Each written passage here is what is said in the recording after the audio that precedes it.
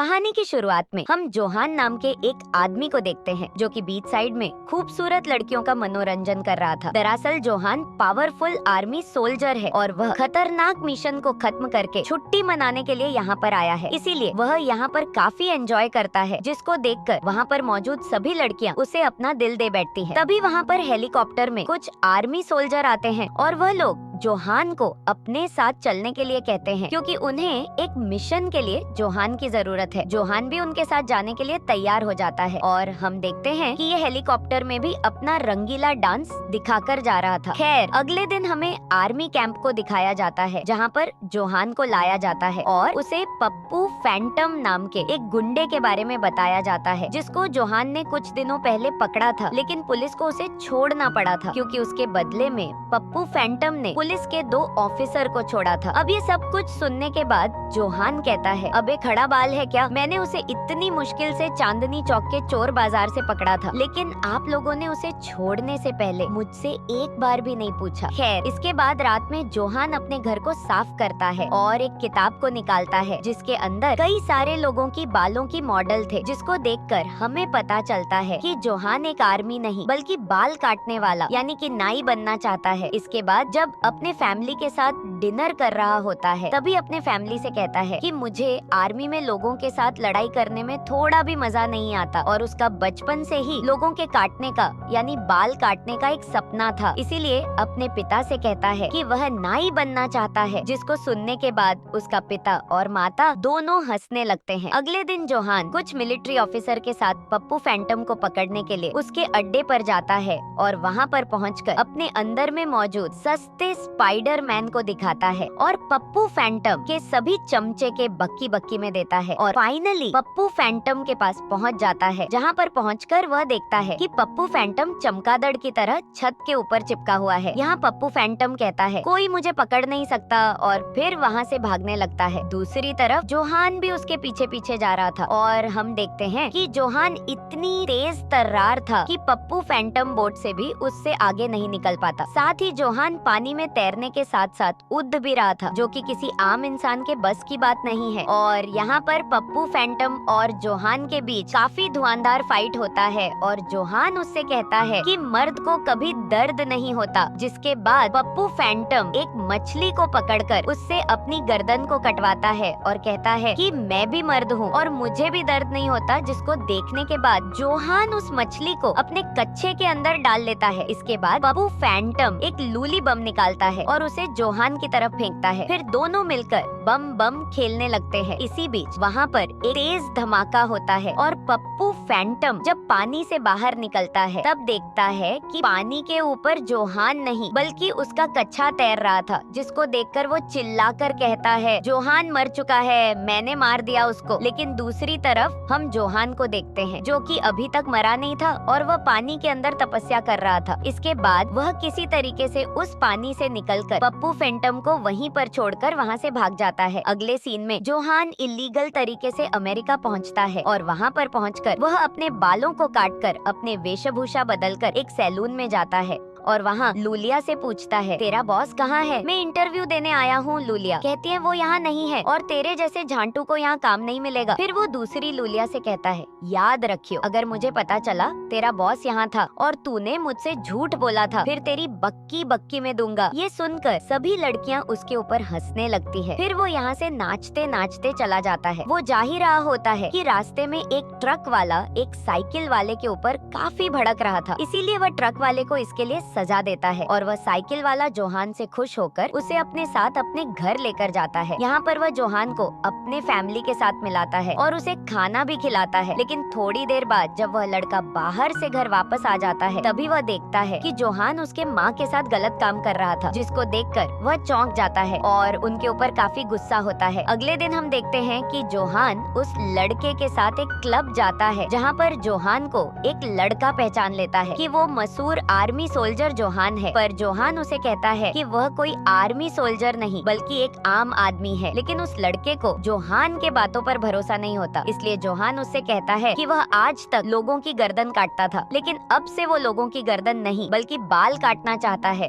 और वह एक मशहूर नाई बनना चाहता है। जिसको सुनने के बाद वह लड़का जोहान को अपनी दुकान का कार्ड देता है और उससे कहता है कि दोस्त, कभी भी अगर तुम्हें किसी भी चीज की जरूरत हो तो तुम हमारे पास आ सकते हो। अगले दिन जोहान काफी सारे सैलूनों में काम की तलाश में जाता है, लेकिन कहीं पर भी उसे काम नहीं मिलता। इसीलिए वह उस लड़के के दुकान पर जाता है जिसने उसे पिछली रात उसके दुकान का कार्ड दिया था। वहाँ पर पहुंचकर वह लड़का जोहान को एक दुकान दिखाकर कहता है कि वो दुकान बिच्छू गैंग के इलाके में है, जो कि हमारे केकड़ा गैंग का दुश्मन है, जिस वजह से कि हमारे यहाँ से कोई भी वहाँ पर काम करने के लिए नहीं जाता है। इसलिए अगर तुम वहाँ पर काम करने के लिए जाते हो तो शायद तुम्हें वहाँ पर काम मिल सकता है। यहाँ पर जोहान उस लड़के से केकड़ा गैंग के लीडर का नाम पूछता है, जिसमें वह लड़का बताता है कि उसके लीडर का नाम पप्पू फैंटम है। पप्पू फैंटम का नाम सुनते ही जोहान के रगों में खून नहीं बल्कि माउंटेन ड्यू दौड़ने लगता है और वह काम ढूंढने के लिए उस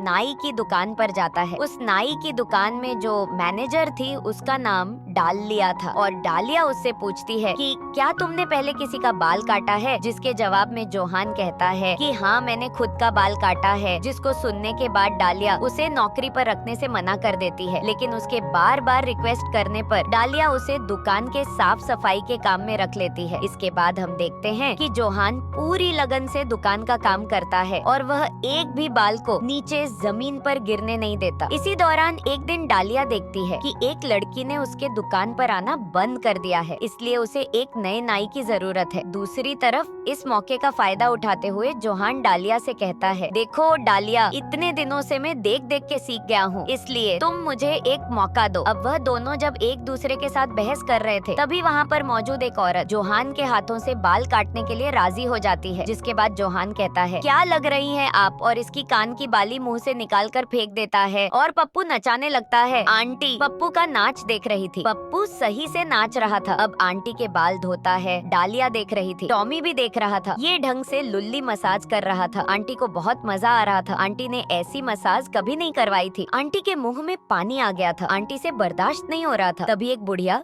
दूसरी बुढ़िया को इशारा करके दिखाती है। दरअसल ये बहुत हरामी था। टॉमी सब समझ रहा था और थोड़ी देर बाद आंटी की बहुत शानदार कटिंग कर देता है। आंटी देखकर हैरान हो जाती है। डालिया कहती, हे रख लिया तुम्हें काम पर। फिर दोनों बुढ़िया कहती है, हमें भी कटिंग करवानी है। फिर वो कहता है, थोड़ी देर रुक जाइए, मुझे इनको मसाज देना है, और मसाज देने लगता है। ये दोनों देखकर पगला जाती है। अब वो बाहर आती है। बुढ़िया ने मजे ले लिए थे। बुढ़िया की चाल में बदलाव था। अब ये दोनों खुश होती है। इसके बाद अगले दिन दर्जन दर्जन अधेड़ उम्र की औरत सैलून के बाहर आकर भीड़ जमा करने लगती है, क्योंकि उन्हें जोहान के हाथ से बाल कटवाने थे। जिसके बाद हम देखते हैं कि जोहान फिर से अपने उसी अनोखे अंदाज से उन सभी औरतों की बाल काटने लगता है। अब ऐसे ही बाल काटते काटते जोहान ने काफी सारे पैसे इकट्ठा कर लिया था, जिसको वह जब दुकान के मालिक को देता है, तभी वो मालिक उसके ऊपर काफी खुश हो जाता है। इसके बाद अगले दिन हम सलीम नाम के एक टैक्सी ड्राइवर को देखते हैं, जो कि उस जगह से गुजर रहा था। तभी वो जोहान को देखकर उसे पहचान लेता है। दरअसल कई सालों पहले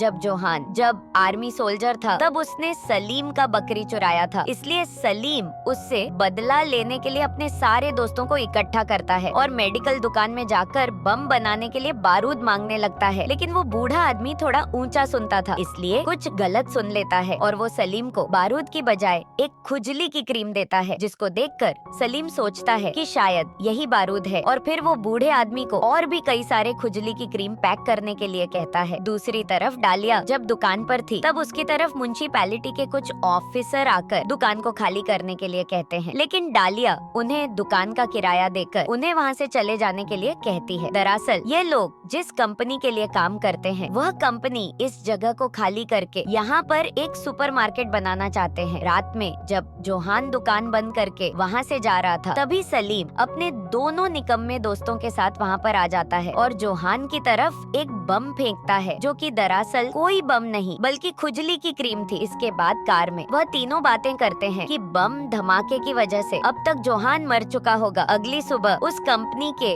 ओनर जो कि डालिया की दुकान को तोड़कर वहाँ पर एक सुपरमार्केट बनाना चाहता है, वह दुकान को खाली करवाने के लिए कुछ गुंडों को सुपारी देता है। दूसरी तरफ सलीम पप्पू फैंटम को कॉल करके कहता है कि सरदार जोहान अभी तक मरा नहीं है, जिसको सुनने के बाद पप्पू फैंटम के खून में भी रेड बुल दौड़ता है और वह जोहान को मारने के लिए खुद को तैयार करना शुरू कर देता है। इधर दुकान में जोहान डालिया को प्रपोज करता है और उसे सब कुछ सच सच बता देता है, लेकिन डालिया उससे कहती है कि उसे वह लोग पसंद नहीं है जो लोग अपनी सच्चाई को छुपाते हैं। जिसके बाद जोहान दुखी होकर वहाँ से चला जाता है। इसके बाद हम उसी शहर में एक फुटबॉल मैच को देखते हैं जहाँ पर बिच्छू और केकड़ा गैंग के सभी लोग आए हुए थे। कुछ देर बाद जोहान यहाँ पर पहुँच जाता है और उसके पीछे पीछे उसे मारने के लिए पप्पू फैंटम भी वहाँ पर पहुँच जाता है। अब जब वह दोनों एक दूसरे के साथ लड़ाई कर रहे थे, तभी जोहान अपने फोन में न्यूज देखता है कि शहर में सभी दुकानों को कुछ लोग जला रहे थे। इसलिए जोहान वहाँ पर पहुँच जाता है और यहाँ पर केकड़ा और बिच्छू गैंग भी मौजूद था, लेकिन उन दोनों में से किसी ने भी ये काम नहीं किया था। थोड़ी देर में वहाँ पर पप्पू फैंटम भी आ जाता है और हम देखते हैं कि वो दुकान के अंदर घुसकर लात और गुस्से से उस दुकान में लगी आग को बुझाने की कोशिश करता है, लेकिन तभी वहाँ पर जोहान एक दुकान से एक चटनी की टंकी उठाकर ले जाता है और बर्गर की तरह ही उसे पूरे दुकान में चटनी छिड़क कर किसी तरीके से आग को बुझा देता है। अब क्योंकि उसने पप्पू फैंटम की जान बचाई है, इसलिए पप्पू फैंटम उससे पूछता है, तुमने किस लिए मेरी जान बचाई? जिसके जवाब में जोहान कहता है कि कोई मेरा दुश्मन नहीं है और मैं किसी के साथ भी दुश्मनी करना नहीं चाहता। तभी हम देखते हैं कि वहाँ पर डालिया भी पहुँच जाती है और वह पप्पू फैंटम से कहती है कि भैया उसे छोड़ दीजिए क्योंकि मैं उससे प्यार करती हूँ। अब डालिया के मुंह से भैया सुनकर वहाँ पर मौजूद सभी लोग जान जाते हैं कि डालिया और किसी की नहीं बल्कि पप्पू फैंटम की बहन है। दूसरी तरफ वह लोग जब बात कर रहे थे तभी वहाँ पर और कुछ दुकानों में आग लग जाती है, जिससे वह लोग समझ जाते हैं कि दुकान में आग लगाने का काम बिच्छू और केकड़ा गैंग के लोग नहीं बल्कि उस बिल्डर ने जिस गैंग को सुपारी दिया था वह लोग कर रहे थे। इसलिए जोहान और पप्पू फैंटम उन्हें मारने के लिए जाते हैं और वह दोनों एक साथ मिलकर उन्हें भाड़े के गुंडों को बहुत बुरी तरीके से मारता है। थोड़ी देर में वहाँ पर एबीपी न्यूज की टीम भी आ जाते हैं और वह लोग इस देंगे का जिम्मेदार उस बिल्डर को ठहराते हैं, जिसके बाद पुलिस ऑफिसर उस बिल्डर को दंगे बढ़ाने के लिए पकड़ लेते हैं। इसके बाद मूवी के आखिर में हम देखते हैं कि पप्पू फैंटम एक जूते का दुकान खोला था और वहीं दूसरी तरफ जोहान ने भी अपना सपना पूरा किया और वह भी एक मशहूर नाई बन चुका है और डालिया के साथ बाल काटता है। और दोस्तों यहीं पर मूवी खत्म हो जाती है। इस मूवी का डायरेक्ट लिंक आपको मेरे टेलीग्राम पर मिल जाएगा, सो प्लीज जाने से पहले वीडियो को लाइक और चैनल को सब्सक्राइब कर देना।